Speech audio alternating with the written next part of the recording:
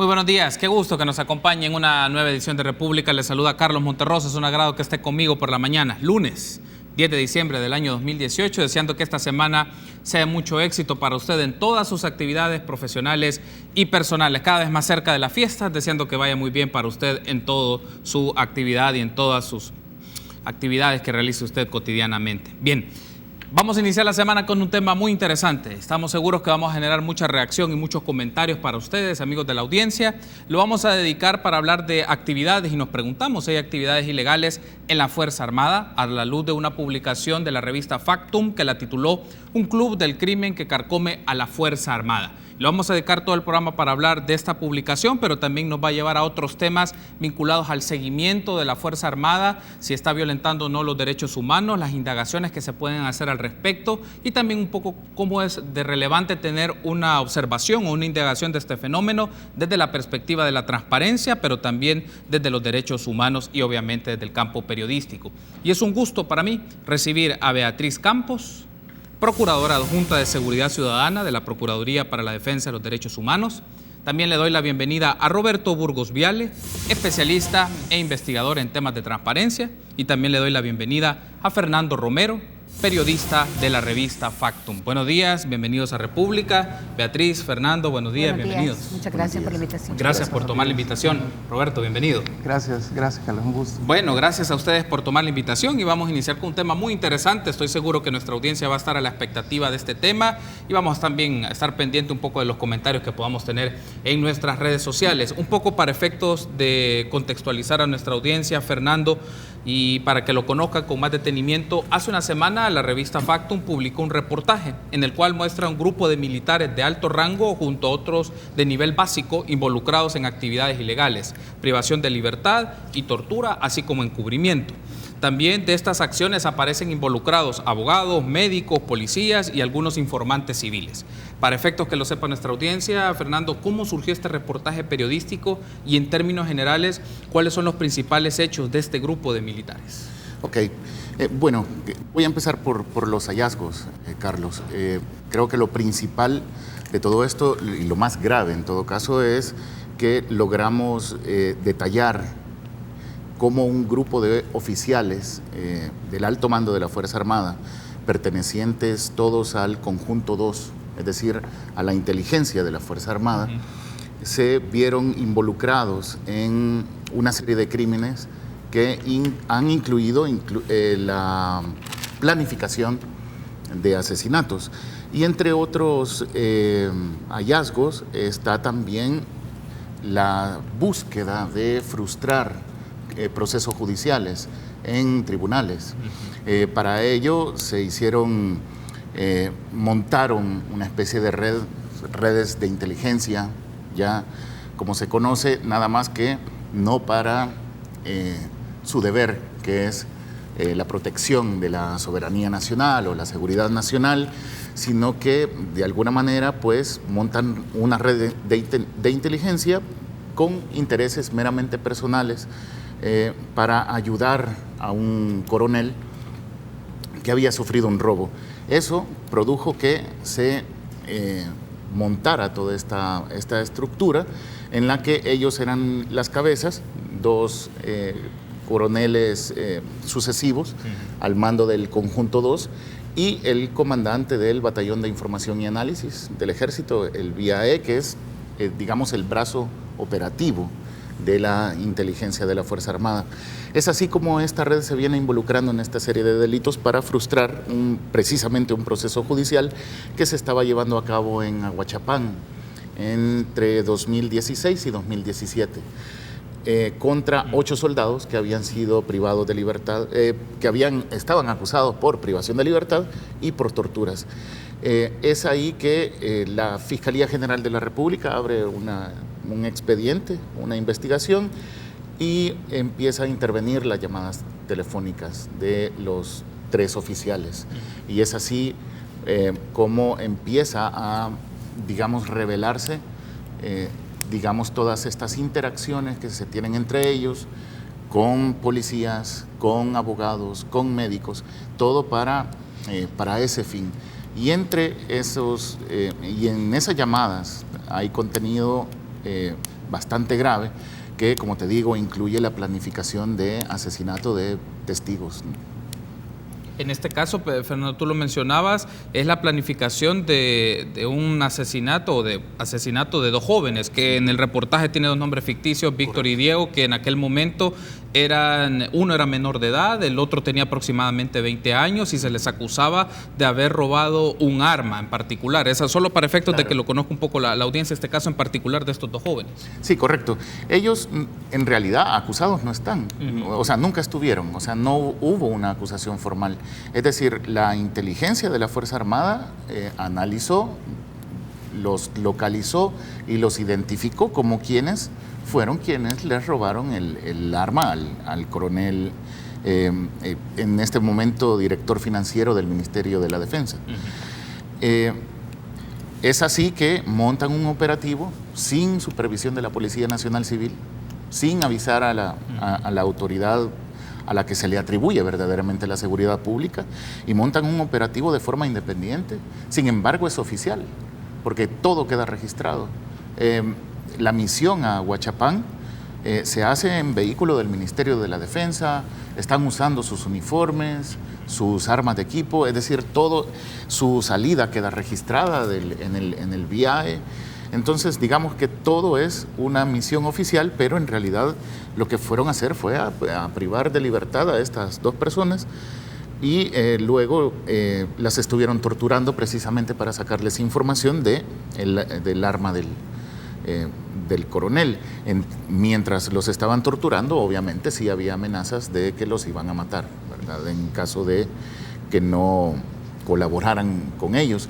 Y es así que mientras está sucediendo todo esto, son sorprendidos por una patrulla de la policía, que hace bien su trabajo y ve lo que está sucediendo y procedió a, digamos, detener lo que estaba pasando, y los soldados del VIAE terminaron detenidos y luego acusados por la Fiscalía. Muy bien, en función de este preámbulo que nos ha dado Fernando, Roberto, desde el campo de la transparencia, solo para introducirlo y tener una primera reacción, luego escucho a Beatriz sobre ello, desde el campo de la transparencia e información, ¿qué significa esto para la Fuerza Armada? Porque lo que nos retrata, y al leer un poco el reportaje de investigación de Fernando, nos va mostrando diferentes hechos en concreto, y hay algunos asuntos que ya vamos a ampliar en los siguientes bloques, pero de entrada, ¿qué implica para la transparencia y acceso a la información estos hechos de la Fuerza Armada? Bueno, lo que Fernando reseña en su reportaje para la revista Factum es una situación bastante grave que muchos creíamos ingenuamente ya superada. La verdad que los datos y los hechos que investigan las instituciones a cargo nos demuestran lo contrario. El llamado legado de Chapultepec, que era una Fuerza Armada profesional, no deliberante, que iba a actuar con estricto apego al respeto a los derechos humanos y a la dignidad de las personas, es un ideal que poco a poco se ha ido erosionando, particularmente, diría yo, desde la gestión del ministro de Defensa Otto Romero en el último gobierno de Arena, y con mayor énfasis con el ministro Munguía Payés. Los hechos saltan a la vista. La Procuraduría para la Defensa de los Derechos Humanos ha registrado, por ejemplo, entre el año 2009 y este año, por lo menos 988 casos de violaciones de derechos humanos por parte de la Fuerza Armada. Bueno, la señora Procuradora Adjunta que nos acompaña actualizará el dato y lo podrá matizar. Pero también el YUDOP de la UCA, en sus últimas 3 encuestas en el último año, también ha ido reflejando cómo la percepción que hay sobre la Fuerza Armada ha ido pasando de ser la tercera institución más confiable después de las iglesias a ser una de las instituciones que ya está en la medianía de la percepción de las personas. Pero en lo que tú preguntas específicamente con temas de transparencia o poder los ciudadanos ejercer una contraloría sobre el operativo, la parte operativa, la parte política, la parte institucional de la Fuerza Armada, es una materia muy difícil. Bueno, con Fernando desde hace años hemos hecho algunas peticiones de acceso a información, hemos querido investigar. Por ejemplo, en este caso hubo una reacción, me parece a mí, la llamaría inconstitucional, de parte del ministro de Defensa en febrero de este año, cuando acompañado de todos los oficiales superiores de la Fuerza Armada, jefes de brigadas, destacamentos, los jefes del Estado Mayor Conjunto, muchos involucrados en este caso, apareció atacando a la Fiscalía General de la República y mostrando su descontento porque se atreviera desde el periodismo alguien a cuestionar, o desde el Ministerio Público, el proceder de algunos de los miembros de la Fuerza Armada. Esa clase de reacciones, bueno, hemos solicitado incluso información a la Oficina de Información y Respuesta del Ministerio de Defensa y hemos tenido que pelearla hasta el Instituto de Acceso a Información Pública para que nos den información parcial, ni siquiera completa, como la misma ley les obliga. Recordemos que el cuerpo de oficiales de la Fuerza Armada no son más que funcionarios públicos de uniforme. Por eso es que todo el proceso, los acuerdos de paz, desde los acuerdos de México, los acuerdos de Caracas, los acuerdos de Nueva York, cuando uno revisa ese proceso que culminó con la firma de los acuerdos de paz en 1992, se da cuenta que en todos los documentos el primer tema que aparece es la desmilitarización, ¿verdad? La necesidad de una Fuerza Armada profesional y respetuosa de los derechos humanos. Este caso que Revista Factum está revelando y los datos que la Procuraduría de Derechos Humanos cuenta, nos demuestra no solo que está pasando algo oscuro en la institución, que hay una mala conducción política, institucional y técnica, y me refiero en este caso al ministro Munguía Payés específicamente, ya que al ser el más antiguo al mando, bueno, es responsable también de todas estas cosas, sino que además estamos repitiendo patrones que creíamos, como lo dije al inicio, ya superados. Muy bien, debo de hacer una pausa. Al regresar me gustaría tener su reacción, Beatriz, y seguir ampliando detalles que tú nos has mencionado, Fernando, pero con más detenimiento, con más detalle de estos puntos que vale la pena ampliar. Volvemos en minutos.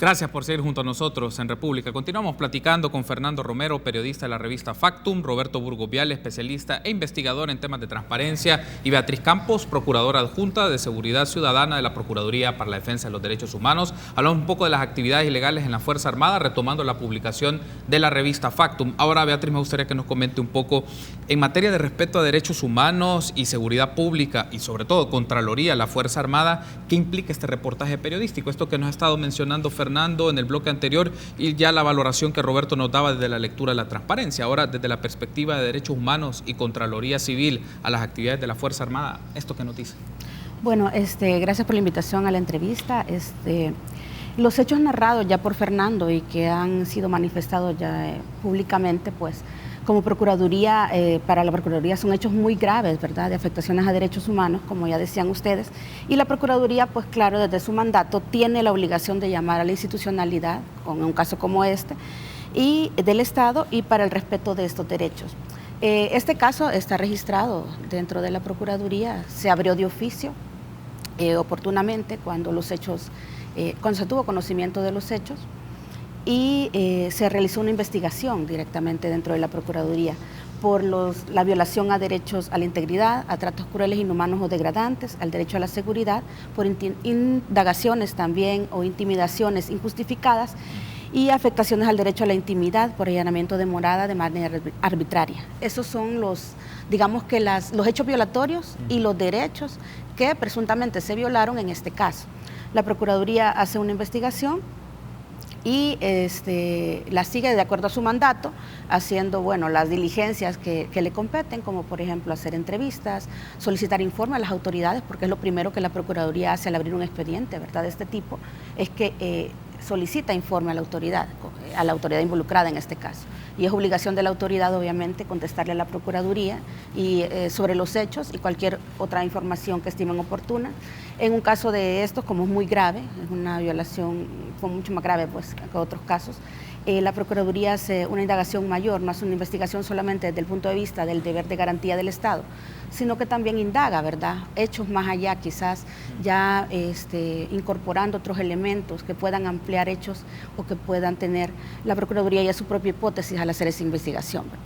En este caso, pues la investigación está concluida, aunque todavía no se ha emitido una resolución la cual no puedo adelantar ningún criterio mientras no esté firmada por la titular. Efectivamente, pero ya tienen como el Pero el caso proyecto como tal de resolución. Por lo menos el caso está abierto y la investigación concluida. Yo ahora, nosotros como Procuraduría, pues tenemos que valorar, ¿verdad? Bien, porque son casos muy emblemáticos, casos graves, en los cuales tenemos que dar una respuesta también oportuna por el tema de la víctima, ¿verdad?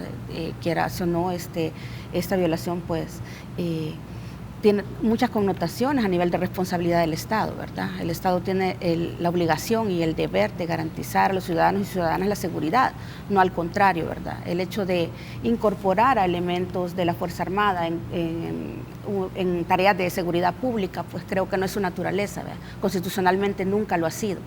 Realmente, y fuera también del control de la Policía Nacional Civil, creo que eso hace que se exacerbe muchas veces estas acciones de parte de los elementos de la Fuerza Armada que no tienen la formación adecuada para realizar tareas de seguridad pública, ¿verdad? Y por lo tanto se cometen graves afectaciones a derechos humanos y se hace un uso desproporcionado totalmente de la fuerza que lleva pues a este tipo de hechos que afectan realmente incluso la vida y la seguridad y la integridad de las personas. Ahora bien, hay otro asunto que quiere incorporar, Fernando, escucharle también, procurador, y luego a Roberto sobre esto, es cómo se permite, después de este proceso de indagación periodística, lo que te llevó, la información obtenida, las entrevistas a diferentes fuentes, Fernando, es tu análisis sobre esto, cómo se permite discrecionalidad de jefes de inteligencia militar para realizar actividades sin el respeto a las disposiciones legales, ni el rol de la policía, ni el rol judicial. En principio todo se ve que inicia por la búsqueda de una misión que le delegan a 8 militares para obtener un arma que le había sido robada al señor Federico Reyes Girón, pero no se establece ningún vínculo que estos 2 jóvenes eran los que estaban involucrados, pero aún así hacen un operativo para esto, tienen una discusión un momento con agentes policiales sobre esta situación, los policías, como tú mencionabas, hacen su trabajo, los llevan a la delegación, ahí son procesados, pero nos lleva a esto, es como que se permite este grado de discrecionalidad, pasando por alto el rol de la Policía Nacional Civil y también los marcos legales ya establecidos. Cuando lean, bueno, les invito a que lean el reportaje a tu audiencia, Carlos, pero desde el momento en que empezás a leer hasta el final del reportaje, hay una línea ininterrumpida de patrones de conducta de la Fuerza Armada que creen que son impunes, que ellos piensan que no tienen una autoridad sobre ellos. Desde las planificaciones, desde las misiones, desde cuando ellos, los 8 soldados del VIAE son detenidos y confrontan con un policía, la policía los cuestiona, ¿qué están haciendo ellos solos en un operativo del que la policía no sabe absolutamente nada? Y cuando les recriminan eso, ellos contestan que ellos así operan, que no tienen que avisarle a nadie. Todos sabemos que la seguridad pública es atribución constitucional de la Policía Nacional Civil y el Ejército nada más da su colaboración bajo supervisión de la Policía Nacional Civil. No puede ningún elemento de la Fuerza Armada estar en las calles de este país creyendo ser justicia, ¿verdad? Eso por un lado. Luego todo se va desenvolviendo de cómo está operando este grupo de inteligencia comandado por estos oficiales y te vas dando cuenta de cómo ellos sienten que tienen ese poder, por ejemplo, de torcer un proceso judicial para favorecer a estos soldados que fueron detenidos. Pueden llegar hacia las víctimas, pueden sobornarlas, pueden vigilarlas, incluso, como por último, planificaron su asesinato para que no llegaran al juicio. Todo eso queda evidenciado en las llamadas telefónicas que intervino la Fiscalía. Pero más allá de eso, hay otro tipo de operaciones también que se dejan ver en esas llamadas, como andan desbaratando campamentos, digamos, contactos del comandante del VIAE con los que habla de desbaratar campamentos, de extracción de armas, habla también de un caso muy específico y bastante grave. El comandante del VIAE habla de tener contactos en una clica de pandilla, que le pasa información sobre contrabando de armas y que en ese momento con quien está hablando, la fiscalía no lo puede identificar, pero están planeando precisamente intervenir en un caso de contrabando. Pero para eso el comandante del BIAE expresa que anda con él armas, varios fusiles M16, pero también habla de fusiles que no son del uso, digamos, oficial de la Fuerza Armada, como las AK-47. Es decir, ando todo esto para hacer una operación que no necesariamente es atribución, ¿verdad?, de la Fuerza Armada. Y así se va desenvolviendo toda la línea, esta línea de ellos se creen impunes.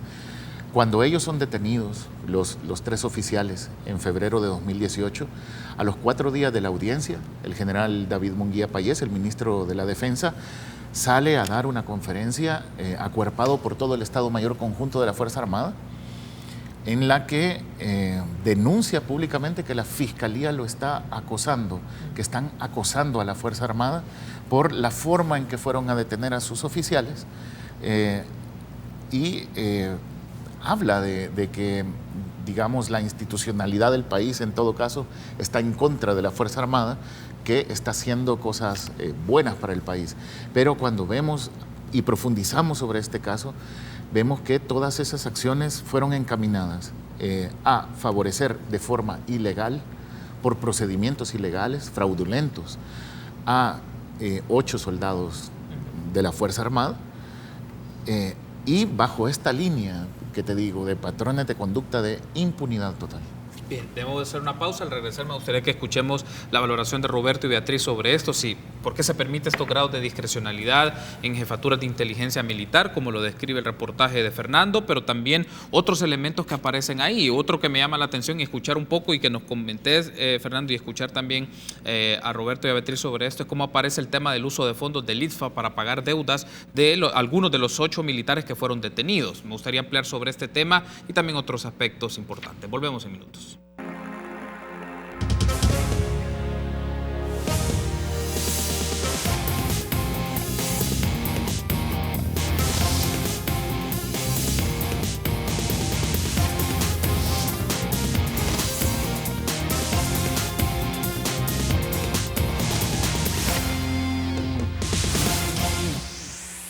Gracias por continuar junto a nosotros en República. Seguimos platicando sobre actividades ilegales en la Fuerza Armada en función de un reportaje de la revista Factum titulada Un club del crimen carcome a la Fuerza Armada, de Fernando Romero. Y justamente nos acompaña Fernando Romero, Roberto Burgoviale y Beatriz Campos. Beatriz, ahora me gustaría que hablemos un poco este tema del análisis que significa la discrecionalidad que tienen jefes de inteligencia militar para hacer este tipo de actividades, considerando que hay un marco de leyes y de reglas en las cuales el poder militar se somete al poder civil. O sea, las actuaciones de la Fuerza Armada se someten al poder civil, así están establecidos, y Roberto lo mencionaba, viene también desde la firma de los acuerdos de paz. Pero, ¿qué nos dice este caso sobre esta situación? Bueno, para la Procuraduría para la Defensa de los Derechos Humanos, realmente, como decía anteriormente, no se encuentra de acuerdo con que la Fuerza Armada realice actividades en conjunto con la Policía Nacional Civil, porque no es su naturaleza, ¿verdad? Y en todo caso tendría que actuar dentro del marco de la legalidad, como ustedes bien dicen, y al exacerbarse en esas funciones, pues obviamente viola derechos humanos. Como Procuraduría para la Defensa de los Derechos Humanos, la Procuradora, en su informe de enero del 2018 que emitió a la relatora sobre el tema de ejecuciones extralegales, ella hace unas consideraciones de ese tipo. Gran parte del problema que se tiene con el tema de estas graves violaciones de derechos humanos es esa, ¿verdad? El involucramiento de la Fuerza Armada en estas tareas y a la vez esa historia que traemos, ¿verdad?, en el tema de seguridad, que se ven muy bien las políticas represivas. Es lo que en la historia anterior y actualmente, pues hemos tenido como políticas realmente de seguridad al final. Por mucho que digamos de que se garantizan derechos dentro de estas políticas, no creo que haya una verdadera política criminal en el Estado, y se han realizado siempre acciones o lineamientos bastante represivos, que es lo que ve bien incluso a veces la población. ¿Por qué? Porque la población vive con terror, ¿verdad? Con terror de pandillas, con terror de la inseguridad. Entonces ellos ven como héroes tanto a policías o a miembros de la Fuerza Armada que vienen y realizan este tipo de acciones, porque ellos piensan que están exterminando, ¿verdad?, a las personas que hacen realmente un mal a la sociedad, digámoslo así. Pero desde el punto de vista de derechos humanos, esto no puede ser permitido, porque el Estado no puede tener como estas acciones encubiertas de realización de exterminios de personas o de estos hechos graves. No tiene que ser un lineamiento, ¿verdad? Creo que esto es bastante grave a nivel internacional. Pone en entredicho también al Estado, trae una responsabilidad estatal muy, muy grande, independientemente que las personas que están involucradas en estos hechos a veces puedan pertenecer a pandillas, pero son graves violaciones a derechos humanos que no podemos realmente estar aplaudiendo, ¿verdad?, como sociedad. No. Al contrario, y obviamente la Procuraduría pues hace ese llamado a la institucionalidad, ¿verdad?, a la legalidad, a los límites en el uso de la fuerza, porque en ningún momento estamos diciendo de que no se actúe cuando hay un hecho delictivo. Claro que sí, para eso hay procedimientos establecidos, pero ya la ley ya los establece, ¿verdad? La Constitución ya establece principios también, y el Estado tiene que marcarse sobre la base del deber de garantía y de respeto también dentro de estos principios y dentro de esta legalidad. No puede salirse de ese marco. Ok, muy bien, Roberto. Me gustaría escucharte entonces sobre esto para pasar a otro tema que se deriva de la investigación que hizo Fernando, pero este margen de discrecionalidad, he insistido un poco con esto porque en el fondo no se pueden permitir actividades, lo vamos a poner así, o grupos de militares que andan patrullando, en principio sin el apoyo de la Policía Nacional Civil y sin el registro, acompañamiento y liderazgo de la Policía Nacional Civil cuando se hacen estos grupos de tarea conjunta, en principio, pero andaba en otras actividades por una misión que se le había delegado para recuperar un arma que se le había robado a un militar. En efecto, Carlos, esta clase de casos se dan también, para mí, por dos aspectos bien claros, y después de bastantes años de darle seguimiento a algunos de estos casos, yo podría afirmar que se producen porque hay una ausencia de reglas claras y porque existe impunidad. A pesar de las disposiciones jurídicas que existen, recordemos que aquí en El Salvador tuvimos, al menos en el ámbito civil del órgano ejecutivo, un organismo de inteligencia del Estado que trabajó casi 10 años sin tener una ley, sino que funcionaba con base a un reglamento, obviamente del órgano ejecutivo. En el caso de la inteligencia militar, bueno, hay una total ausencia de reglas, o al menos que puedan ser accesibles para la ciudadanía, ejerciendo un control sobre sus funcionarios públicos militares. De hecho, ya se ha mencionado involucramiento de la inteligencia militar en graves casos de violación de derechos humanos o llevando a cabo lo que le podemos llamar investigaciones paralelas a la autoridad civil. En el caso Katia Miranda, por ejemplo, hubo presencia bueno, yo llevaba ese caso cuando era parte del equipo técnico del IDUCA, hace más de 10 años, hubo presencia de investigaciones paralelas por parte de elementos de inteligencia militar. En el caso del asesinato de Ramón Mauricio García Prieto, ocurrido en 1994, también hubo presencia de gente del batallón, entonces Batallón de Inteligencia del Estado Mayor Conjunto.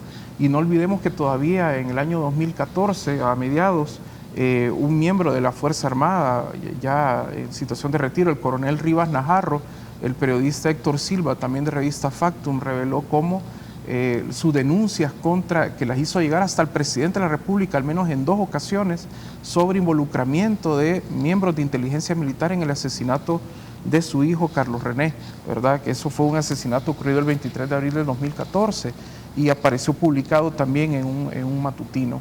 Lo que podemos ver es que, como ya lo dijo la Corte Interamericana de Derechos Humanos, la impunidad consiste en la falta de investigación, procesamiento, sanción y reparación para las víctimas de derechos humanos. Cuando hay miembros de la inteligencia militar que se valen de la impunidad que les da la ausencia de reglas claras y la falta de controles específicos sobre su proceder, se repiten estos casos. En otros países que se pueden llamar democráticos, el trabajo de los organismos de inteligencia está sujeto al menos a control parlamentario, no todos los detalles operativos. Claro. Y además recordemos que el tema de inteligencia no es un sinónimo de secreto. Los procesos de inteligencia, para que comprendan nuestros amigos televidentes, son procesos que consisten en un círculo de inteligencia, como se le llama, que consiste en recabar información, analizarla, distribuirla entre aquellos funcionarios competentes para poder conocer de manera anticipada posibles amenazas y escenarios que atenten contra la seguridad del Estado, de los funcionarios, de las sedes gubernamentales, pero sobre todo para el goce de los derechos humanos. Por eso los acuerdos de paz dicen se eliminan las agencias de inteligencia del Estado En particular existía una Dirección Nacional de Inteligencia con mucha influencia chilena, lamentablemente, y se centraliza todo en un nuevo organismo de inteligencia del Estado a cargo del presidente de la República, ¿verdad? Y vuelve a insistir el texto de los acuerdos con estricto respeto a la dignidad de las personas, a la subordinación al poder civil constitucional y de respeto a los derechos humanos. Entonces,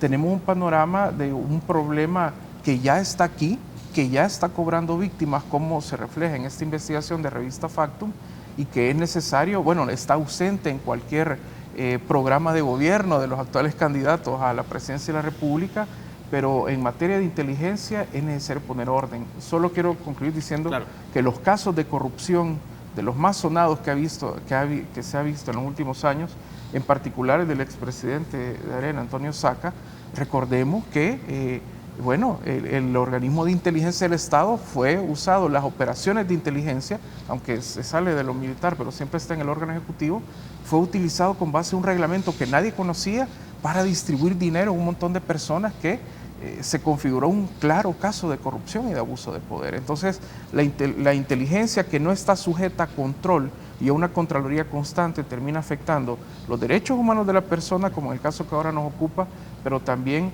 las actividades que deberían de ser éticas y sujetas a control de la ciudadanía. Muy bien, debo hacer una pausa. Al regresar, Fernando, comentarnos un poco cómo aparece este tema del uso de fondos del ITFA para algunos de los militares que tenían deudas y esto que tiene que ver en esta trama y por qué hay que indagar también esta línea. Volvemos en un momento.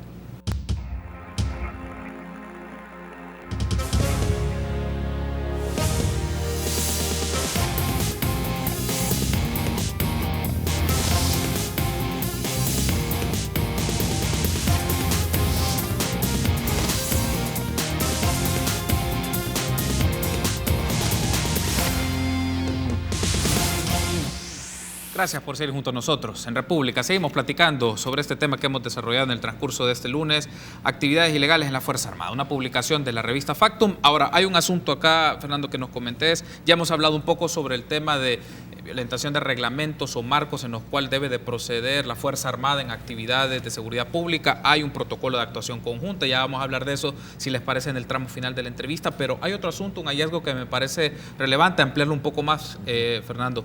¿Cómo aparece el tema del uso de fondos del ITFA para pagar deudas de algunos de los soldados detenidos en junio de 2016, que fueron enviados por el señor Asensio Cermeño a esta misión de una recuperación de un arma? Correcto. Esto se da ya en noviembre, la detención se da en junio de 2016. Cuando sucede esto del ITFA y entra en la escena el Instituto de Previsión Social de la Fuerza Armada, estamos hablando de noviembre. Nosotros tuvimos acceso a copias de documentos del Estado Mayor Conjunto de la Fuerza Armada, firmados por el jefe del Estado Mayor, el general Félix Edgardo Núñez. En él pudimos leer que se estaban dando instrucciones a todas las unidades a las que pertenecían los 8 soldados, al destacamento militar número 7 en Aguachapán, donde estaban retenidos, para que se procediera de forma administrativa a cubrir las deudas que ellos tenían con instituciones financieras. ¿Por qué? Porque la ley, ya los funcionarios públicos, y creo que todo empleado en este país, te detienen. Si sufrís una detención y estás bajo un proceso judicial, tus salarios se congelan, se detienen. Y en el caso de los soldados, pues así pasó. Hacia noviembre de 2016, ya varias familias de estos soldados ya empezaban a ser, digamos, apretadas, ¿verdad?, por las instituciones financieras con las que sus familiares tenían estas deudas. Entonces vienen ellos como de una forma de también ayudar de una forma que no procede, a ayudarlos financieramente. Y es así como también logramos tener acceso a la comprobación de ello. Recibos emitidos por el IPSFA para saldar deudas de varios de los soldados que estaban detenidos. Cuando vemos esto, corroboramos también con algunos familiares y nos dicen que en efecto, que sí, que con el dinero del IPSFA se estaba dirigiendo para poder cubrir estas deudas. El IPSFA es dinero de los pensionados militares. Sí. Y en todo caso, no procedía tener este tipo de beneficios de parte del Estado Mayor para los soldados. Y más allá de eso, desde 2014, pues sabemos que el IPSFA entró en una crisis financiera, colapsó el sistema de previsión militar y desde entonces es el gobierno, es decir, el Estado salvadoreño, con los impuestos, con lo que se recauda en el Ministerio de Hacienda, que se ha estado destinando dineros del presupuesto general de la Nación para poder pagar las pensiones militares. Es decir, ni siquiera, o sea, es tan grave esto que se ha tomado dinero. Ahora ya no podés decir, sí, de los contribuyentes militares. No, es el dinero de los contribuyentes salvadoreños todos que se está destinando dinero del presupuesto general de la Nación para el IPSFA, para pagar esas pensiones, y aún así vemos cómo por órdenes del alto mando se están, digamos, administrando de esta manera bien dudosa estos fondos. Hay, Fernando, un monto más o menos en el cual se establece de cuánto se erogó para el pago de las deudas de estos militares. O sea, digamos, ¿tenés un dato más o menos general sobre eso? Fíjate que en conjunto no, porque los recibos que tenemos son de algunos de los soldados, algunos de los 8. Y precisamente, eso sí, son recibos que andan entre los, son pagos en todo caso, que andan entre los $150 a $200 mensuales de cada uno.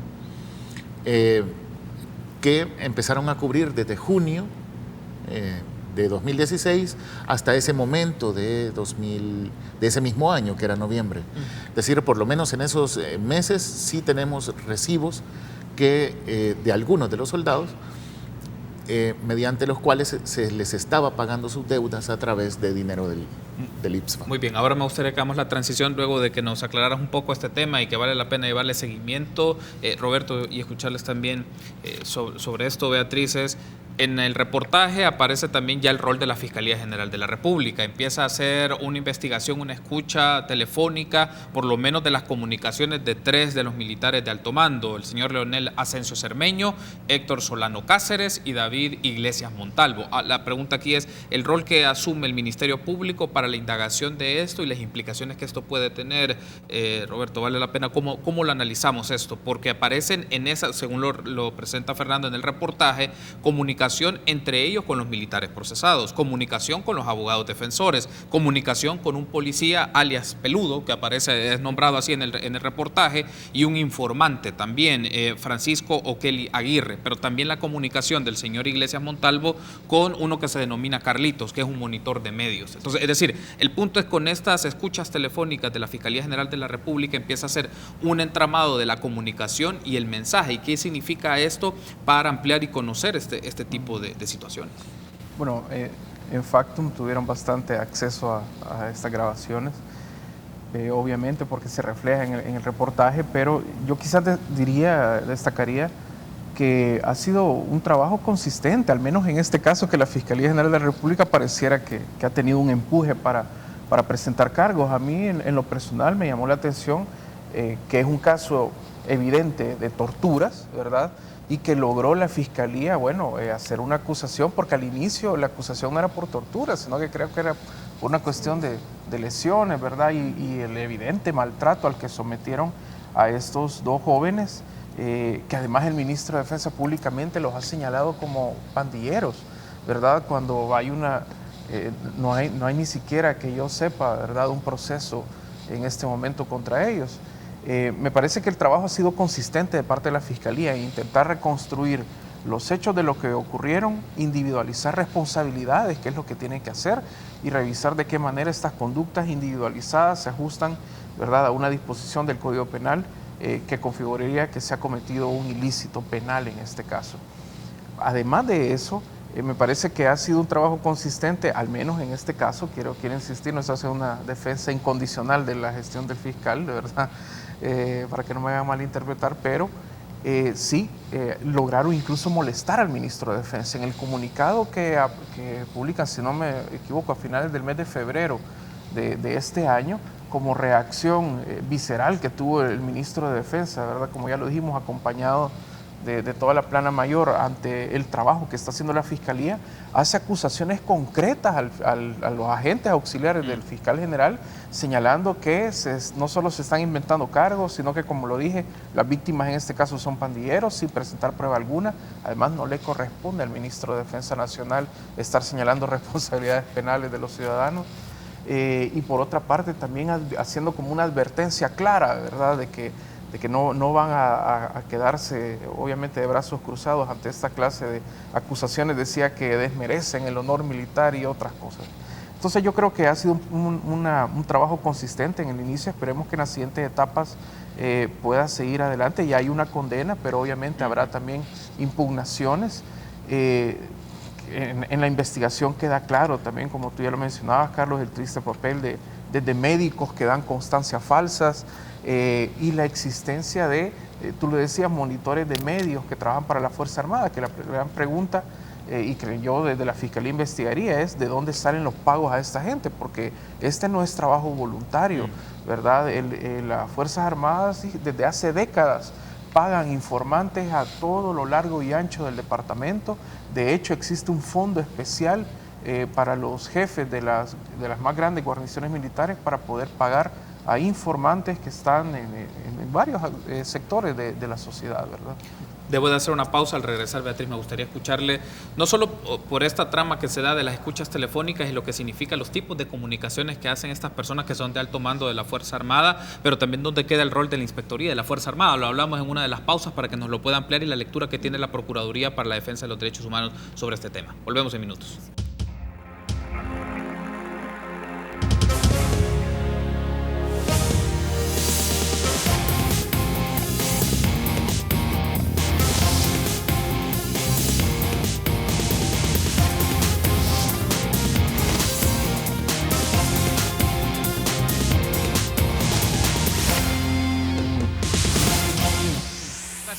Junto a nosotros en República. Tenemos pendiente su reacción, Beatriz, un poco sobre esto, el rol de la Fiscalía en la investigación de las comunicaciones de 3 militares de alto mando, y un poco lo que significa esto de la indagación del Ministerio Público y los hallazgos que se empiezan ya a develar o a mostrarse, no solo en el reportaje, y lo que significa para la discusión de la opinión pública de estos casos, y desde la Procuraduría para la Defensa de los Derechos Humanos, cómo se observa esta comunicación entre militares, con abogados, con policías, o un policía por lo menos, e informantes que tienen a nivel civil de las cosas que acontecen en el territorio.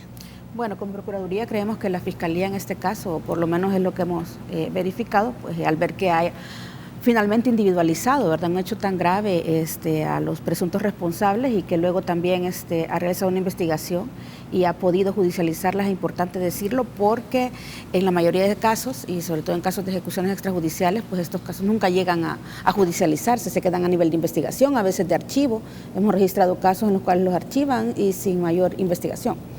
En este caso, pues es importante que haya cumplido su deber de garantía en cuanto a investigar, y creemos de que, bueno, que es una realmente labor positiva la que ha realizado. Obviamente, y bueno, eso ya tiene que ver con el tema judicial, ¿verdad?, todo eso, pero se procesaron a los 7 soldados y al sargento, también a los tenientes, al coronel y al otro coronel, pero si vemos, solamente se han prácticamente condenado a los soldados y al sargento. 14 años, entiendo. Exactamente, pero a los demás, que son otros mandos de la Fuerza Armada, pues se habían sobreseído, y creemos de que es una situación, ¿verdad?, de que Revista, yo creo que han interpuesto algún recurso en la Cámara Especializada de San Salvador. Según tengo entendido. Hasta le dieron estatus diplomático a uno de los coroneles que han sido señalados. O sea, el caso se encuentra ahorita por medio de un recurso en la Cámara Especializada de San Salvador, Y bueno, se está esperando a ver si realmente se revoca esa medida o realmente siguen sobreseídos. Bueno, ya que lo menciona Beatriz, Fernando, hay otro aspecto que nos puedes relatar, porque también surge de la investigación. Tenemos preguntas también en redes sociales un poco sobre este tema, pero amplío esto. ¿Qué pasó en la etapa judicial ante la jueza especializada de instrucción B de San Salvador, de la acusación que hizo la Fiscalía? Digamos, ya estaba el tema de la condena a los 8 militares, 14 años, pero en el caso de estos 3 militares de alto mando, ¿qué pasa a nivel judicial? Y describirnos un poco, porque se han dado como 2 etapas en las cuales ha intervenido ya una Cámara de lo Penal ante las circunstancias. Si nos podrías relatar brevemente esto y luego escuchar a Beatriz y a Roberto de las implicaciones que tiene en el proceso judicial, porque seguramente hay personas que se preguntarán, ¿y esto por qué se conoce? Si tiene un tema, en principio puede tener alguna reserva judicial, pero ¿por qué debe ser de conocimiento público estos hechos? Correcto. Bueno, el 22 de febrero de 2018 se da la audiencia en el Juzgado de Instrucción Especializado B de San Salvador y en esa audiencia pues se presentan el teniente coronel Asensio Cermeño, los 2 coroneles Iglesias Montalvo y Solano Cáceres, junto a el policía Santos Esteban Rosales y Okelly Aguirre y toda la red. La resolución que toma la jueza es dar un sobreseimiento definitivo a todos, los libera de cargo a todos. ¿Por qué? Porque la prueba reina de la Fiscalía son las intervenciones telefónicas. Pero resulta que, según los cálculos de la jueza Lorena América Rodríguez, estas intervenciones fueron presentadas por la Fiscalía de forma ya extemporánea, 2 días después de presentarlos en audiencia. No valoró la prueba, es decir, no escuchó ni los audios, ni leyó las transcripciones, simplemente fue de una anulación de la prueba de forma nada más, pero no de fondo. Eso llevó a la Fiscalía a apelar a la Cámara Especializada de lo Penal y la Cámara resolvió en mayo de 2018 que la jueza no había hecho bien sus cálculos, las intervenciones telefónicas sí estaban en el tiempo y la Fiscalía había actuado bien, es decir, la presentación de la prueba estaba en el tiempo y no había motivo de anulación de la prueba.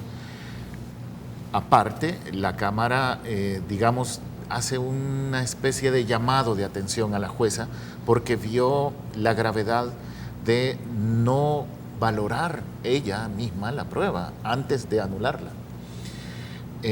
Y sí hace ese llamado de atención especial de que si se trataba de la prueba principal para estas personas acusadas, que las estaban acusando de crímenes graves, lo menos que podía hacer la jueza era escuchar lo que había intervenido la Fiscalía, cosa que no hizo. Sin embargo, la Cámara le ordenó a la jueza que hiciera de nuevo la audiencia, en la que sí valorara las pruebas y que emitiera una nueva resolución. Ella, desde un principio, en su resolución, cuando sobresee a todos, los libera de cargos, también se declaró incompetente para conocer, porque para ella no se trata de un grupo de crimen organizado, como son los que juzgan los tribunales especializados, sino que se trataba de una especie de grupo de delincuentes común que podía ser visto en un tribunal ordinario. Entonces lo manda para Huachapán el caso. Todo eso se detuvo precisamente por la apelación de la Fiscalía, pero pasa luego en junio la nueva audiencia y entonces toma nuevas decisiones la jueza. Sí, le da a la Fiscalía la potestad de seguir investigando, es decir, se abre el proceso de instrucción, pero todos los acusados se mantienen su libertad. Por un lado. Por otro, se sigue declarando incompetente y envía el expediente para Huachapán. Y le pone reserva al caso. O sea, desde febrero hasta junio el caso no tenía reserva. Y de repente, de la nada, pues le pone reserva. ¿Y alega algún tipo de comentario o cuál es la razón? No se sabe. No Hay se sabe. un asunto ya que me gustaría escuchar sobre esto, Fernando, y luego voy con Roberto y Beatriz. ¿Cuál es el estado actual de, por lo menos, de estos 3 militares? Ascencio Cermeño, Solano Cáceres e Iglesias Montalvo en este momento. ¿Cuál es el estado de él? En este momento, el coronel David Iglesias Montalvo sigue al frente del Conjunto 2, del Estado Mayor Conjunto de la Fuerza Armada. Es decir, sigue siendo el jefe de inteligencia de la Fuerza Armada. El coronel Héctor Solano Cáceres sigue en su cargo de agregado militar en Honduras desde mayo de 2017, que lo envió el general David Munguía Payés. Y el teniente coronel Ascencio Cermeño, según fuentes que tenemos en el Ministerio de Hacienda, nos dijeron que él ya no es parte del batallón de información y análisis del ejército, ha sido trasladado a otra área. Y esa es la condición en que están ahorita. Muy bien, ahora quiero incorporar otro elemento, Roberto, y escucharte luego con Beatriz sobre esto. Hemos hablado un poco, o surgió el tema de la Inspectoría de la Fuerza Armada. ¿Qué rol tiene esta institución o esta instancia de la Fuerza Armada en esta trama, en este caso en particular? O en principio, ¿qué rol debería tener ante estos casos? Porque son señalamientos graves, se ha llevado a nivel judicial, y cómo también una instancia de estas características puede brindar información para la Fiscalía General o para los juzgados o las instancias pertinentes para fortalecer o robustecer sus pruebas. Bueno, yo desde hace varios años frecuentemente he presentado solicitudes de acceso a información pública a la Oficina de Información del Ministerio de Defensa Nacional solicitando datos sobre los casos que la Inspectoría General de la Fuerza Armada, que tiene una labor, como su mismo nombre lo indica, ¿no?, de ser una forma de contraloría interna, ¿verdad?, para los titulares de esa cartera de Estado que permita conocer el desempeño de la Fuerza Armada con base a su misión institucional, en los aspectos educativos, operativos, en los bienes de la institución, etcétera. Un inspector que en parte tiene una cierta similitud con el inspector policial, ¿verdad?, que ese es otro tema. Pero lo que sí he podido comprobar era que, aunque la Inspectoría de la Fuerza Armada recibe denuncias de ciudadanos, aunque muy pocas, no tiene casos, ¿verdad?, contra oficiales. Y de hecho hay una postura institucional, que ya lo hablábamos también aquí, de evadir las responsabilidades legales que ésta tiene.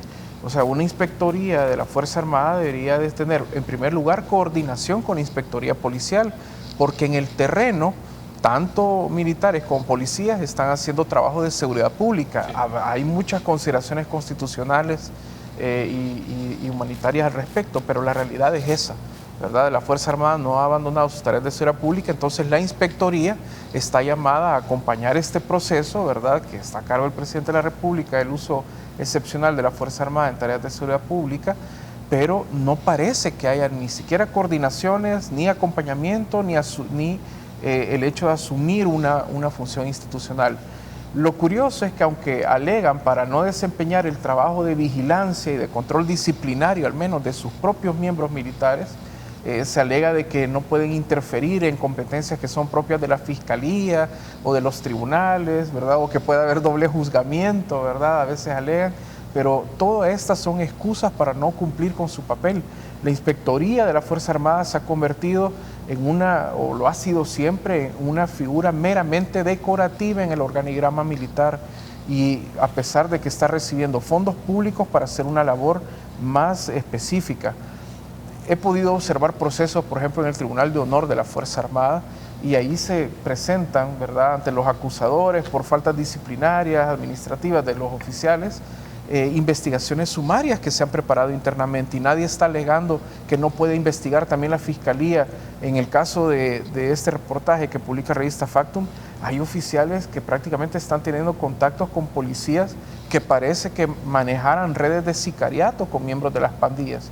Nosotros, y el reportaje de Revista Factum no está negando el fenómeno de las pandillas y la gravedad de los hechos ilícitos que a muchos de los miembros de estas se les atribuyen y se les han comprobado. Lo que está diciendo es que hay un aparato de inteligencia que no está sujeto a controles internos como el de la Inspectoría, que tú me estás preguntando, que no hay reglas claras, que hay arbitrariedad en los aparatos de inteligencia, y que esta afectación de derechos humanos nos puede tocar a cualquiera de los que estamos aquí. Muy bien, debo hacer una pausa. Al regresar tengo sus reacciones, Beatriz, y tenemos una valoración final de lo que hemos hablado en el transcurso de esta entrevista y algunos comentarios que hemos tenido en redes sociales. Volvemos en minutos.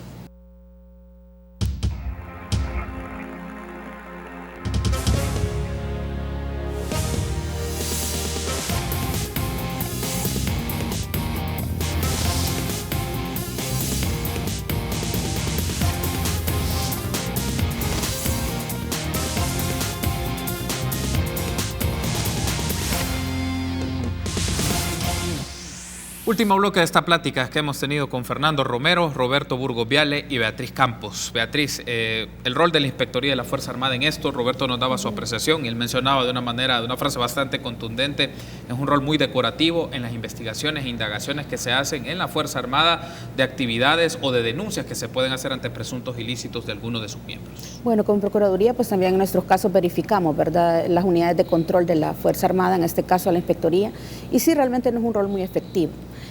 A lo mucho tal vez indagan internamente, piden un informe directo a los presuntos responsables de cualquier hecho y generalmente lo archivan. Y así quedan los casos, no se les da seguimiento, no se hace investigación y ahora se amparan, el Ministerio de la Defensa en general se ampara en no investigar los casos y específicamente que no se ha investigado internamente por medio de un fallo de la sentencia de inconstitucionalidad 18-2008 emitida el 29 de abril del 2013, en la cual la sala pues establece de que podría haber doble juzgamiento en un determinado momento si se hace un procedimiento administrativo interno dentro de estas instituciones y a la vez se sigue un procedimiento judicial. Entonces, ¿qué es lo que hacen? Esperan la resolución judicial y si la resolución judicial que ya vimos generalmente no condena a altos mandos de la policía o a otros miembros de la policía, pues entonces ahí quedaría la investigación también interna. No se hace una investigación paralela en ningún momento ni se indaga mayor cosa, solamente se pide informe generalmente y se archivan, como les decía, ¿verdad? No ha sido muy efectiva y esa es nuestra valoración en general también de todos los casos, no solamente de este. Ok, ahora aprovecho y leo algunos comentarios que han llegado a través de las redes sociales, a través del Twitter, @RepúblicaSB33. Carla Pineda dice y pregunta, ¿no se puede basar la verdad sobre declaraciones de un medio digital? Entonces, ¿en qué estamos? Todo es por medios y todo es por medios. Esto debe emitir resolución y conocerse vía judicial. Como población debemos ser cuidadosos. ¿Tu reacción, Fernando? Bueno, no sé la apreciación que ella tenga sobre los medios digitales. No sé si ya leyó el reportaje, espero que lo haya leído. Si ella cree que la verdad absoluta se llega con resoluciones judiciales, nada más, bueno, está en su derecho. Nuestro trabajo ha sido presentar esta investigación, comprobarla, corroborarla, documentarla y la hemos presentado como tal. Eso es lo que hay. No sé, y cada quien queda su interpretación. Hay otro comentario más o menos en esa línea, Fernando, te lo traslado para tener tu reacción, luego escuchar a Roberto y Beatriz sobre esto. El reporte de Alejandro López. El reportaje se han expresado tener vacíos, no puede ser la verdad absoluta y se da por hecho solo una de las partes. Bueno, rápidamente, se trata de intervenciones telefónicas, son pruebas que de alguna manera son científicas, es decir, se ocupa tecnología para ello, muy difícil, son pruebas que son muy difíciles de rebatirse en este caso, porque parece que solo se presenta un lado. Todas las personas involucradas, nosotros las hemos buscado directamente, incluido al general David Munguía Payés, y él se negó expresamente a dar declaraciones, a reaccionar sobre esta investigación, y lo hicimos con semanas de anticipación a la publicación. Estuvimos buscando a los oficiales involucrados, mediante sus abogados, mediante el mismo general David Munguía Payés, y la respuesta en algunos casos no se dio, pero en el caso del general fue expresamente que no iban a emitir ningún tipo de opinión sobre ello y no iba a permitir tampoco que sus oficiales hablaran con nosotros. Ha sido una, digamos, cerrazón de parte de los señalados a querer dar su postura sobre ello. Última pregunta que llega a través de redes sociales, Eduardo Herrera. Extraño es que un caso judicial y en proceso de investigación se haga público por la revista Factum. Parece ser que es un juicio mediático. ¿Cuál es tu opinión? No lo creo. Todo esto, esta investigación empieza desde agosto de 2017, cuando tuvimos ciertas noticias sobre un vehículo nacional que había sido fotografiado en Honduras. Nos dimos cuenta de que ese vehículo estaba siendo usado por el coronel Solano Cáceres. y de repente empezamos a indagar un poco, vimos que estaba involucrado en un caso de 8 soldados en Ahuachapán y poco a poco empezamos a seguir pistas. Pasa que en febrero de 2018 sucede la audiencia, ¿verdad? La Fiscalía presenta a los oficiales involucrados en este caso y eso nos amplió más la investigación y es por eso que ha sido algo cocinado bastante a fuego lento y se da hoy, pues, o sea, es decir, ahorita el caso judicial está paralizado y creímos que ya teníamos suficiente información para publicarla. No sé si se trate de un juicio mediático, no creo que se trate de eso. No tenemos ninguna intención de hacer juicios mediáticos. Es una investigación que, como te digo, se ha venido preparando y que concluimos que este era el mejor momento para publicar. Muy bien, estoy por finalizar la entrevista, pero quiero aprovechar 2 comentarios finales, Beatriz y Roberto. Roberto, sobre esto. La pregunta de fondo es, sé que la respuesta es bastante amplia, pero por lo menos un indicio para nuestra audiencia que quede. ¿Por qué la Fuerza Armada persiste un poco en esta actitud, poco transparente y reacia del control civil e institucional de sus actividades? Un poco, y se ha insistido en el reportaje, lo ha insistido Fernando, un poco es, ¿por qué esa actitud? Bueno, ha habido un abandono como tema de discusión pública. El tema militar siempre ha parecido que es un tema para los militares, e igual que el tema policial pareciera que solo es un tema para los policías, al menos de parte de quienes forman parte de estas 2 instituciones. Al haber fallado en ser un tema, por ejemplo, la inteligencia militar, un tema sujeto a discusión y que solo aparece eventualmente ante graves casos de abuso y de violación de derechos humanos, bueno, hemos permitido un margen de actuación que raya la discrecionalidad y que en casos como este es abiertamente ilegal. En la medida en que no se involucre la ciudadanía, en que no se solicite información, en que no se exija rendición de cuentas verdaderas, no actos protocolarios, y además cuando el Ministerio Público, ya hemos visto los fiscales que hemos tenido en este país, ¿verdad?, no presenten cargos contra aquellos malos oficiales y particularmente de los aparatos de inteligencia que además no deberían de existir de esta manera, y estos van a persistir en esa impunidad a la cual hice referencia antes. Entonces hay un abandono en la discusión pública, como te lo decía Carlos, ni siquiera es un tema que los candidatos a la presidencia de la República estén hablando. Bueno, hay partidos que hablan de un apoyo incondicional a la Fuerza Armada, como si no hubiese ahí buenos, pero también hay malos elementos que es necesario depurar. El proceso de los acuerdos de paz de Chapultepec siempre tenía en cuenta 2 temas. Uno, la necesidad de desmilitarizar a la sociedad salvadoreña, es decir, de abandonar esa idea de que hay una preeminencia de lo militar sobre lo civil, y además la necesidad de una depuración constante. Entonces hemos abandonado esos temas en la discusión pública y ahora tenemos las consecuencias. Perfecto, Roberto. Cerramos con Beatriz. Bueno, creo que es una cuestión histórica también, ¿verdad? Como decía anteriormente, pues creo que no hay una verdadera política criminal integral también. Y a la vez, históricamente, estas instituciones como la Fuerza Armada, pues no han sido sujetas de un control verdadero de parte del Estado, de parte de la opinión pública, de parte de la ciudadanía, y por el contrario, pues se ven como instituciones que tienen que ser represivas cuando no deberían de serlo, o en todo caso, sí actuar dentro del marco de la legalidad y con controles realmente efectivos, pero lamentablemente en este momento pues no las tenemos y esperamos que sí se pueda dar a futuro, ¿verdad?, procesos ya más específicos también de depuración, como decía nuestro compañero acá, porque es importante también revisar internamente estas instituciones. Muy bien, y bueno, vamos a estar también, Beatriz, a la expectativa, porque hemos mencionado este caso, ya lo ha llevado la Procuraduría para la Defensa de los Derechos Humanos y está la expectativa de una resolución, porque eso es otro elemento que permite también las reacciones del ministro de la Defensa y los agentes involucrados en esto. Dentro del procedimiento de la Procuraduría, y bueno, el que se sigue siempre en todos los casos, pues es la investigación y luego la resolución, ¿verdad? La investigación en este caso está concluida, pues esperamos que se emita. Perfecto, quiero darle las gracias por haberme acompañado, ha sido un gusto. Fernando, gracias por venir, comentarnos este reportaje, esta investigación que ustedes han elaborado desde la revista Factum, y vamos a llevarle la pista a este tema. Gracias a ustedes. Gracias por la invitación. También, Roberto, gracias a ti por habernos acompañado y haber estado dándonos tu análisis sobre este tema. También a Beatriz Campos, procuradora adjunta, y esperamos el viernes tocar este tema porque tenemos la expectativa de que nos acompañe en este set el ministro de la Defensa, David Munguía Payés, para ampliar sobre este tema. Nos encontramos mañana, 6:30 República.